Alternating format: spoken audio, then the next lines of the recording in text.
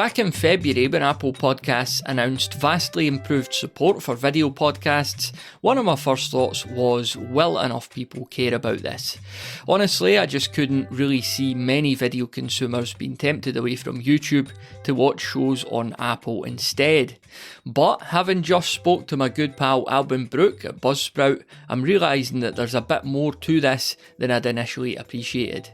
In this chat, we get into the key differences between discovery platforms and delivery platforms, and I kicked the conversation off by asking him to help us understand how video now works on Apple Podcasts. Podcasting is built on RSS, and the whole point of RSS is it's a clean way to deliver media to people. And it started off with blog content and then audio content. And eventually people started putting entire video files in RSS feeds and delivering that to people's phones. And so since the early 2000s, you could wake up and your dial-up modem was downloading all night and you got a low fidelity video file downloaded to your computer to watch. But as streaming got better and better, that really fell by the wayside, and fewer podcasts ever did it. And it didn't make total sense because you're downloading these multi-gig files to your phone or to a computer, and they sometimes were videos that you weren't planning to watch versus, now we stream so much that you just go to YouTube and you find something, you click it and you watch it immediately and you stream it. And so for a long time, people in the podcasting world said, it would be really good to have a good streaming video option, a way that the clients, the listeners, the audience, they didn't have to get these giant files downloaded to their phone, but that the creators still had that direct connection that we have with RSS, because the downside of all the streaming platforms, and I'm really thinking of the YouTubes and Facebooks and social media, is that they sit between you and your audience, and they decide what your audience sees. And you can be at the point like I am, where you have a YouTube channel with over 100,000 subscribers, and yet if you publish a video that's not very good, you could see 1,000 downloads, and you don't really get a ton of engagement. Just because even though those 140,000 said at some point, I want to see more of this, YouTube says, I don't think they want to see it that bad. So then Apple, really just engaging with the community, came up with this idea of we're going to adopt HLS video, which is just a format for someone can upload the video file to their podcast host. And then Apple will get that file and stream it directly to people's phones. And the big reason that it got me excited, it took me a little while to even understand what the purpose, what the value here was. And then I kept going back to, whenever I'm on YouTube, I don't see the creators who I say I love the most. And I'm getting constantly, right now, if I pull up YouTube, it's like, check out the top 10 most comfortable slides of 2026. I've never had an interest in buying slides, and yet that's the video that they've got front and center. But they don't have videos from Pat Flynn, who I'm subscribed to. And HLS Video, what they're going to do, it's built like podcasting. So when you subscribe to a show, you get the show. It pops up front and center. You see there's a new episode, and then you can click it. And what's really nice is that Apple has it so you can listen if you're audio first like me. You can watch if you're video first, like lots of people are becoming. And with all their adoption of transcripts, you can read along if that's the way you prefer to consume content. And so it's just this really nice way where you can upload one file to Buzzsprout. We take care of everything for you. And then Apple provides this amazing experience where people can engage with the content however they like. It's a really good introduction to that, and deeper certainly than my own kind of rudimentary understanding of how it all works. I guess, are there any real downsides of this way of distribution, do you think? Yes. So the downsides are inherently connected with the upsides. And I think the best way to think about all of these content delivery platforms. I mean, even from all the way from TikTok to email with all sorts of video in the middle, you always have a trade-off between discoverability and delivery. Like delivery is somebody subscribed, they get my podcast. So I use Overcast for podcasts. And when I use Overcast, every podcast I subscribe to, it shows up on my phone. 100% delivery. My email, though, there's times now that Gmail incorrectly flags something as spam and hides it. That's something that's not getting delivered. Even though I say I want this email, it may not get delivered. And then the real far side is maybe TikTok, where it doesn't really matter what I click and like. They're just going to find stuff and put it right in front of me, not give me any options. The upside of the algorithmically driven platforms is that they're going to be able to give, if you have a really good video, it can go mega viral. You can get millions and millions of views because as soon as it realizes this is really good, they will put it in front of everybody. But the downside there is your audience really isn't yours, because if you don't put out something that's perfect, it's not going to get shown because everybody else is fighting for the algorithm to pay attention to them through getting really good view rates and people commenting and enjoying it. That means that your audience really is not durable. They don't stick around from video to video or from email to email or whatever it may be. And so what I've tried to put together in my own mind is I think the best strategy is probably a marriage of two different types of platforms. On one side, you need something to get noticed so that when you create something awesome, that everybody finds it. And that could be YouTube, which is really good at getting your best content in front of new people. It's really good at helping you show up in search, whether it be on YouTube, Google, or anywhere else. And then on the other side, you need a delivery platform. And it's why a lot of YouTubers create newsletters. It's why we have a newsletter. It's why you have a newsletter. It's why a lot of us have podcasts, because we need a way that even when the algorithm doesn't want to share our message, that we can get in touch with our audience. And so I think creators should be thinking about this two-prong approach. And what's unique about what Apple's doing with HLS is that it's a delivery platform, but it's video. Where everything else has been algorithmically driven, this is video that is built like a podcast player. And so what I think is going to happen is everybody who's doing these video shows on YouTube, maybe uploading them to Spotify, I think they also want to get into Apple Podcasts as well, because Apple Podcasts is going to be the place where when people subscribe to watch your video, they will consistently get it week after week. So some of your audience will have the upside of big growth, and part of your audience will be you'll have the upside of always delivering. Yeah, that's really interesting though, and I'm just wondering, like, as much as like so much of this is positive, has it maybe come too late to be noticeable by your average listener, your average podcast listener who doesn't really follow podcasting? Has YouTube got too big to kind of get folks using this way of consuming video?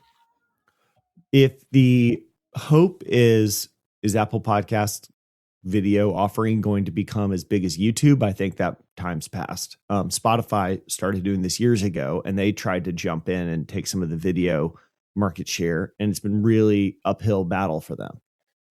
But what Apple is offering is, I think, different than what anybody else is offering. And that is, when people subscribe to your video content on Apple Podcasts, they're going to get it. And YouTube explicitly does not make that promise. It used to be you got it, and when you subscribed. But then they started, like, if you subscribed, you didn't really get it. So then we were all like, add the bell. And then now the bell doesn't even mean you get a notification every time. You actually have to go and do another thing beyond the bell that should actually give me the notification for every single video. It's because YouTube knows we're going to figure it out. We'll decide what content to put in front of you. That content could be short, funny videos years ago. and then it turned to long form content, and then it changed to shorts, and in the future it might be AI content. And if you're not doing exactly what the algorithm wants, you don't get that connection to your audience. But podcasting, I mean, when you talk to people, what are your favorite podcasts? They often tell you things that they've listened to for years, because once you get connected to a podcast, you mostly stick around because the delivery is there every week. And so you build a deeper and deeper connection. And Apple is the only one who, I mean, for 20 plus years now, for 25 years, they've had a great offering for podcasters with iTunes and then Apple Podcasts. And now they're taking that promise and extending it into the video realm in a way that I think is a bit more modern than what, I mean, they've supported video for years, but this is a much more modern offering. And I think this is going to be a really important piece of content creators' strategy. I think you put that really well. And I honestly hadn't thought about it that way. And it's such a strong USP for this way of doing. Like, you know, what a novel concept that you subscribe to something and you get it delivered to you. Right. But, and it, you know, I hope that podcasters feel empowered then to, you know, if they're doing good video. And personally, I'm not interested in watching video podcasts. It's just not my thing. I don't watch a lot of stuff, period. But, you know, I know a lot of people are doing good work with video, and it's a shame when I hear a really long running podcast and that they're almost asking the listener, you know, come over and check us out on YouTube. And I think that's a deal with the devil, that, because once you lose their subscription, like Overcast, and you're hoping that they'll keep up with you on YouTube, that's very unreliable. But if they're able to say, you know, catch us on Apple Podcasts, that is a much better deal for everyone, isn't it?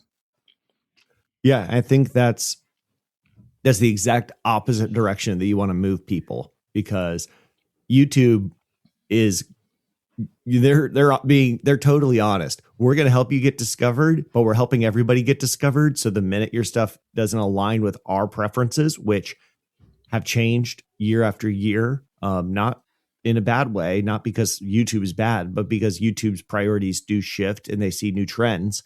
So if you're doing the same thing you've always done, you start to drop off. I mean, we saw it.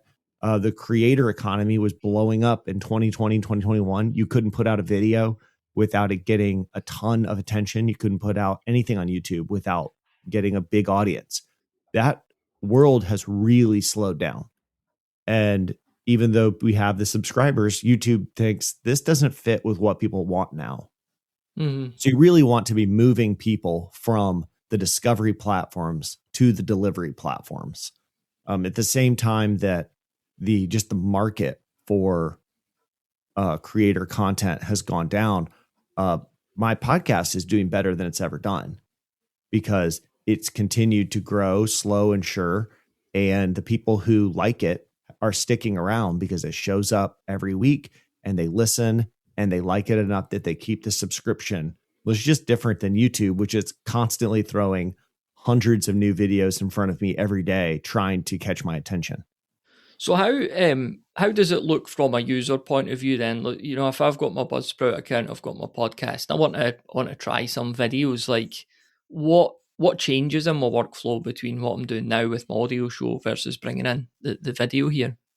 The only difference is Buzzsprout's always, you could have sent us a video file, and what we would have done is just taken the audio off of it and then delivered the audio over RSS to every podcast app that's out there. But the thing that we've now added is, if you're sending us those video files, we're going to keep the video and we're going to do all of the encoding that needs to be done for Apple Podcasts. And if you're on a video plan, we'll deliver that directly to Apple Podcasts, and everywhere else will get audio. So it's still the same. You upload one file and we do the work to get it out to the world. You'll see a bit more detailed stats because we're going to differentiate between video views and all the audio downloads. You're going to get a bit difference in the views, just because with streaming, we can actually see how much people are watching versus downloads. So there's a little bit more detail. And I think over time, we might be able to kind of look a little bit more into the detail than we would have been able to with audio. I wonder how this will kind of, because I know we've got this problem just now in podcasting with very visual shows making for very bad audio shows. You know, I don't need to tell you the examples, but like you hear it all the time. You know, it's two people in a room and it probably looks very nice, but it's shocking audio. There's constant references to stuff that's on the screen. So I'm not talking about all that, but if we think about, you know, if I go to edit this conversation in audio, I could get really quite granular with my edits. Whereas if I edited the video, I probably don't want to do as much because it just gets all jumpy and weird looking. Mm-hmm. So I wonder how, I mean, there's maybe no particular answer to this, but I wonder how the podcaster will navigate that. Maybe podcasters who are quite used to doing that detailed granular editing, and now they're thinking, I don't really want to chop the video up that much. Yeah, I mean, there's video techniques you can do here. One is just shooting multiple angles so that those cuts feel a little bit more natural, that you think is just, I switched from camera 1 to camera 2, but really we clipped a little bit out of the middle that wasn't very interesting, or we had a weird pause. And so we were able to remove that. But you're right that we're obviously plagued even now by bad audio shows that are, because they're just the audio version of a video. And I think if you're a creator who is creating audio and about to add video, you really need to make sure you are still serving that audio audience and basically creating an audio first show that just has nice visuals on top of that. Actually, there's a story in the Wall Street Journal that my co-host was featured in, where she was just talking about, she's driving and they start talking about Chippendales, and they're saying, oh, it's named for this guy. No, not that guy, this guy. Oh, that's this. And they're referencing things that are on the screen because they are basically creating a YouTube channel, and they know that YouTube, you need lots of visuals and lots of things flipping and funny sound effects. But then when they still are producing that as an audio podcast, it ends up being a pretty bad experience. Mm-hmm. Yeah, I mean, I had one, a show that I really do like in my own kind of hobby space, and they've leaned a bit too much into YouTube. And one of their episodes recently, they were I think on the screen, they must have been flicking through a deck of cards or something.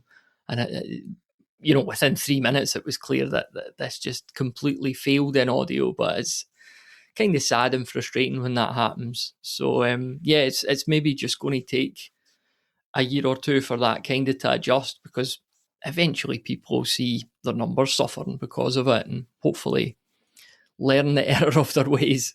Yeah. And you don't want to lose the audio listeners, because I think even with Apple's HLS offering, audio is still going to be stickier because the audio version is the version that people are going to listen to when they drive. And when you're driving, you don't change what you're listening to. When you're out for a run, you don't really change what you're listening to. When you're doing laundry and you have earbuds in your ears, you don't really change. And video, even when it's Apple and you don't have a bunch of other videos, you're still a swipe away from all sorts of cool apps and games and other social media. And so you really want to protect that audio experience because it's different. It's different because people's hands are not physically connected to the device that's trying to distract them with something else. Quick interlude to say, if you enjoy the content we put out like this every single week, a great way to support it is through the products that we sell. So one of our products is Alitu. Alitu's our podcast creator app. It includes everything you need to make your podcast and is designed to make it as easy as humanly possible to put it all together and publish it to the world. It includes call recording. So there's a call recorder in there. You can record video calls, download that video to use elsewhere, take that call, put it into the podcast editor. It's a podcast specific editor that includes text-based editing. So you can edit your podcast like it's a document for those broad strokes. Go in there and clean up the fluff. And then you can get in and you can refine the detail with the waveform editor Editor too. So it's got both to really handle everything from the broad strokes down to the detail. It's got magic filters to clean out those ums and ahs, to take away those silences. You can add background music, you can add in bleeps if you need them, and you can speed up to edit at 1.5 or 2 times speed as well. Then we've got our audio cleanup, which does noise reduction, leveling, voice EQ to make you sound great, and then finally to publish it to the world. We tie in to all of the big podcast hosts out there, so you can publish directly to your existing host, or you can use inbuilt Alitu hosting as well if you want to keep it all in one place. We've got a 7-day free trial, so you can go and try it out over at alitu.com. That's ALITU.com. 7 days to create an episode and see if you like it. And we'd love that support. Even if it's something that wouldn't suit you, you already have your workflow in place. If you could even tell 1 or 2 other people that you think Alitu might suit, whether it's new podcasters, whether it's existing podcasters wanting to save time, then it'd be greatly appreciated and really support the work we do and all the free content we put out. Thanks again. One thing, I just harken back to what you were talking about there with the multiple camera angles. Like, I know that you, based on me listening to you on the Buzzcast, which I really like that show, you've been talking about the fact that, like, you're big on audio, but you've actually been doing, like, some shorts videos and stuff like that and experimenting with multiple camera angles. What inspired you to dip your toe in that kind of world? Well, the shorts came out of me feeling like I need to learn how to do video more on the marketing side than at that. I think when I started, we had not planned to build anything for video at that point. But so the shorts were my way of, I'm just going to iterate quickly and try to learn something about video. How do you script better for video? How do you light yourself? How do you do all sorts of things? And I thought it would be, honestly, it's just going to be a bit fun. And so I started making the shorts. And I think I was doing 1 a day. And now I've done a few longer form videos and I'm learning a lot and enjoying it. But it's a whole order of magnitude more difficult than audio. I had multiple videos where my syncing started getting off between the video, the camera, and the audio. And, and I'm working really hard with really good equipment to try to get everything perfect. And, I'm colorblind, so I'm not very good with colors, and I'm trying to learn how to do color correction. And then you're learning how to do thumbnails, and there's so many new things to learn on top of everything podcasters already know, which is it's just awkward to be filming yourself and imagining how is everything I'm doing going to land with the audience. It's not a fun experience to imagine. Oh, that was kind of a dumb thing to say. But now not only are you worried about what you just said, you're also worried about how you look. So you're wanting to get dressed up and look your best, and you're critiquing your own background. There's just so many more extra things to do. The upside is, even though people like you and I, who are probably most drawn to the written word and then to audio, most of the world is video first. And it's not just video first because the platforms push it, which they do. They also push it because most people want to watch video and they don't want to read, and they don't really want to listen unless they're in the car or doing something where they have to listen. I would prefer to go for a walk and listen to a podcast than sit down and watch a video. But the audience is there. YouTube recently said that podcasting reaches 1 billion people a month on YouTube. And so there's hundreds of thousands of video shows on Spotify, and there's soon to be, tons of video content in Apple Podcasts. So as much as I will always prefer audio and text, I know that the audience of the world, most people just are not wired the way I am. They'd prefer to watch a video and sit back and relax. Mm-hmm. It's certainly, it's a bias of mine because, like I said to you, because of my own habits, because watching stuff, apart from a Friday night where me and the wife watched something good on Paramount or that, like, I'm just really not interested in watching anything. it just bores me a bit sitting watching something. So unless it's a really good TV show or film. But yeah, that's why I struggle with this, because you almost put your worldview on everyone else. And I know it's not like that. You walk down the street and people are walking into lampposts and that because they can't look away with their phones, which I find incredibly depressing. But yeah, sometimes I just wonder to myself, am I getting too old for all this? I just want to go and, like you say, walk in the woods, listen to something, read a book. Yeah. I mean, I'm judgmental of the people who walk into the lamppost, because I am those people. I find myself overly drawn to video. It's just the experience for me is not positive.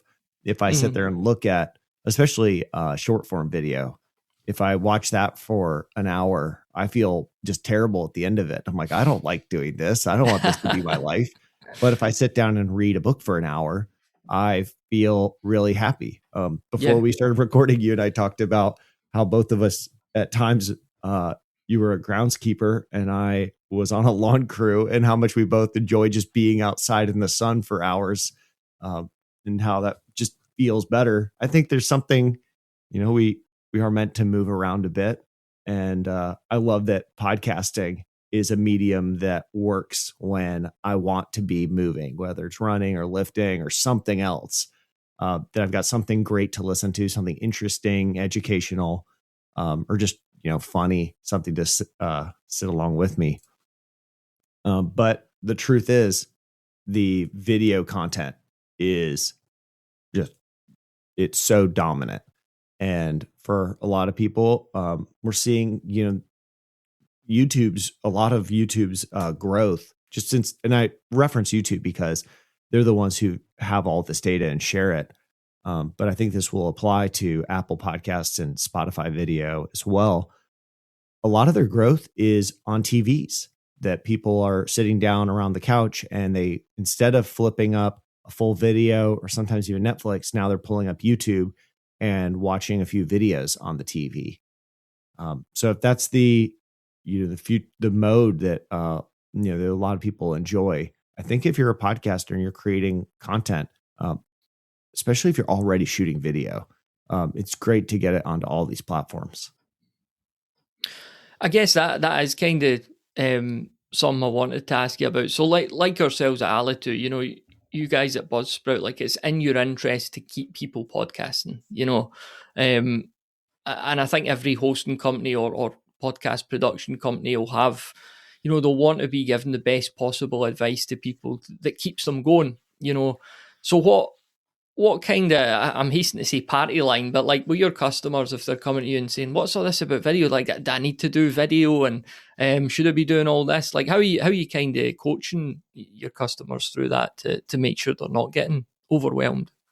Well, there's clearly a financial incentive for us that we want people to continue to use Buzzsprout. But the truth is that it's still good for you to be creating things. And I think that is something I've learned more and more the longer I've been at Buzzsprout, how many people grow by they created a podcast about something that happened in their life and it meant a lot to them. They ended up connecting with a new audience. They made friends. They just changed as a person. I see this with YouTubers. I see this with bloggers. I see it with podcasters, obviously. And it's not just podcasting that does this. I think is the act of creating things. So what I often tell people when they say, do I have to do video? I say, absolutely not. You don't have to do video. If what you like is creating audio content, that's really awesome. If what you really like is doing woodworking, then that's good too. Like, go and make something. And I think if it's not going to be your main way of making money, it's not your job, then I think we really should be leaning into what is bringing you joy. And so for a lot of Buzzsprout customers, that is just the audio piece. They don't want to have their face online. They don't want to try to build up a big amount of fame and all the negativity that comes with being famous.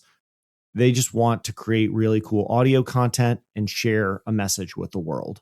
So for everybody who wants to do that, I think audio works perfectly. there are also people who just love video and they love crafting stories and they like making it a bit tighter and they love the different camera angles and they like the creativity that comes with video. And with me doing a bit of video myself, I'm enjoying that immensely just because it's new and I'm learning something that I didn't know about before. So I would continually bring people back to, what are you creating that you're really enjoying? And I would lean into that all the way. The only time that I go to other types of advice are when someone's saying, I'm actually building a media business. I'm trying to make this my full-time gig. This is what I'm trying to do. Then they need to be, I think, considering, how do I build a space on the internet for growth, like YouTube, for discovery, and where am I going to deliver my content when I go through the periods where the discovery platforms, the algorithmically driven platforms, don't want to deliver my content? I need to have my backup plan. And I think that is where Apple Podcasts works perfect. And you want to have that in your toolkit because that's the place where your videos are always going to come through. Yeah, good words there, Alban. And just as we sort of come to the end of our time here, I just wanted to ask you, like, what's got you optimistic about podcasting, for the remainder of this year? Time of recording, we're approaching the end of April, so anything. I know we hear a lot of doom and gloom, but anything that's particularly got you excited or optimistic? I mean, I'm optimistic because I still have podcasts that I find that I really enjoy, and people are creating great content. You and I have both been in the industry for 11, 12 years, and we've been through, so many different periods. 10 years ago, podcasting was so much smaller. I remember going to a conference and somebody said, I've already missed my opportunity because there's already 30,000 shows in iTunes. And then a few years later, we had COVID and everything got so big, there were millions of shows in iTunes. And if he'd have started, back then, he would have had an amazing podcast. There's been so many changes. And I know that there are people who have a bit of a negative mindset about it, but I kind of feel like most of the people who have that negative mindset are companies that are selling something or raised a big VC round or got into podcasting because they thought it was the next big growth avenue. And they're the same people who probably jumped over to crypto at some point and now are off in AI world, which all perfectly fine to do. But podcasting is like an art form and as a medium is doing very well. There's lots of people creating. And I just think that a lot of the kind of influencer types filtered back over to the video side and mostly to social media. And what we have left are people who really love the medium for what it is. So the tools have never been better. The equipment has never been better. I'm using a Rodecaster Duo right now. That's so nice. Everything I get to use day after day is so much better than what we had. And the podcasts that I'm listening to are better than they've ever been. And so I don't feel the doom and gloom. I feel like, if anything, I mean, this is a really exciting time to see really a grassroots effort to lead HLS video and to get this off the ground. And then Apple Podcast came in and adopted it. It's really going to be, there is now a option for creators to get video directly to their audience every time. And that really is unique and it's special. And I love that, it came from people in the industry who wanted to work on it and then adopted by Apple, who's always been a champion of podcasting.